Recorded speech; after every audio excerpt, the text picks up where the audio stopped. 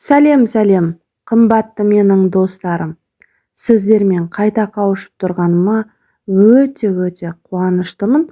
Видеоны соңына дейін көріп тамашаларыңызды ұсынар едім. Бүгін сіздермен керемет, ғажайып, өте дәмді, бастысы бір жасағаннан ақ дайын болатын пончиктер жасау рецептісімен бөлісетін боламын.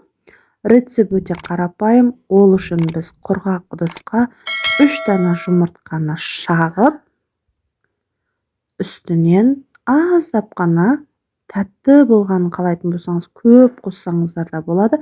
150-200 грамм шекер салып, жақсылап венчикпен немесе лопатамен араластырып аламыз. Өте көп біреуі шарт емес, бастысы шамалы шекері еріп бір келкі араласып шықса болды. Енді осының үстінен қалауларыңызша кемі 350-400 грамм үйде желінбей қалған творогты қосатын боламыз. Үйлеріңізде егер қалып қойып жатса, кішкентай балалардан аздап дәл осы әдіспен керемет пончиктер жасап жүрсеңіздер болады. Жақсылап оны жұмыртқаның үстіне салып, бір келкі етіп араластырып аламыз. Оның үстіне алдын ала ұнның өзін жақсылап тұрып, електен елеп, алдын ала бір еленген 250-270 шамасы грамм ұнға бір шай қасық, 1,5 шай қасық разрыхлитель, яғни ас қопсытқышты қосып араластырып аламыз да, дайын болған салмамыздың үстіне електен елеп өткіземіз. 2 рет еленген ұн міндетті түрде үлпілдек әп-әдемі болып жұмсақ қамыр шығатын болады. Ұнның барлығын бірден қосып жібермеңіз, аздап 2-3 бөліп қосып, дәл осылай лопатамен немесе қолдың көмегімен бір келкі етіп жақсылап қамыр илейтін боламыз. Қамырымыз қолға жабысқақ болады. Өте илену керек деп көп қосып жібермеңіздер. Я болмаса пончиктеріңіз көтерілмей нан сияқты болып қатты тап болып қалуы мүмкін. Сол себепті ұнды осы айтылған мөлшерден артық кем етіп қоспаңыздар.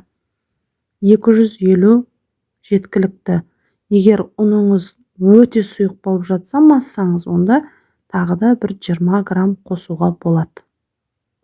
Дәл осылай қолдың көмегімен 2-3 бөлгеннен кейін жақсылап араластырып аламыз. Сонымен қамырымыз дайын. Дайын болған қамырымызды алдын ала аздап қана ұн сеуіп бөлек ыдысқа дайындап аламыз да, қолымызбен құртша жасап аламыз және сол ұнға аунатып аламыз. Арасын алшақ етіп орналастырыңыздар. Ұнын өте аз қылып қоймаңыздар, себебі тәрелкеңізге жабысып алатын кезінде қолайсыздық туындатуы мүмкін. Дәл осылай алып, алақаныңызға салып, шамалы сілкіп жүрсеңіздер жарай береді. Өзі алақанға салып, бетіп шеңберлеп секіртсеңіздер қамырды, өзі шеңбер құртшаға айнала қалады.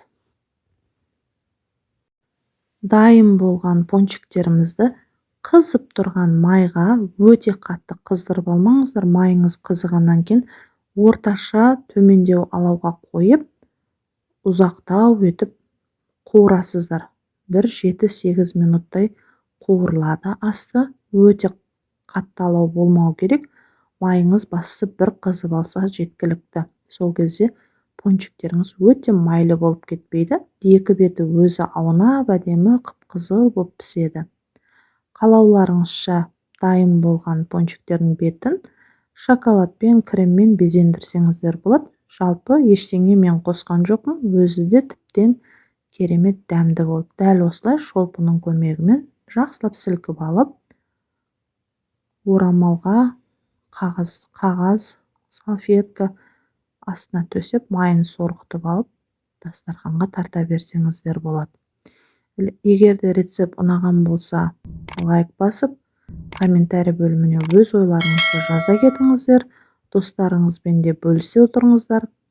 келесі видеоларда жолыққанша сау саламатта болыңыздар. Менімен бірге соңына дейін болғандарыңыз үшін көп рахмет. Сіздермен бірге болған мен Гүлдана Сауқымбаева.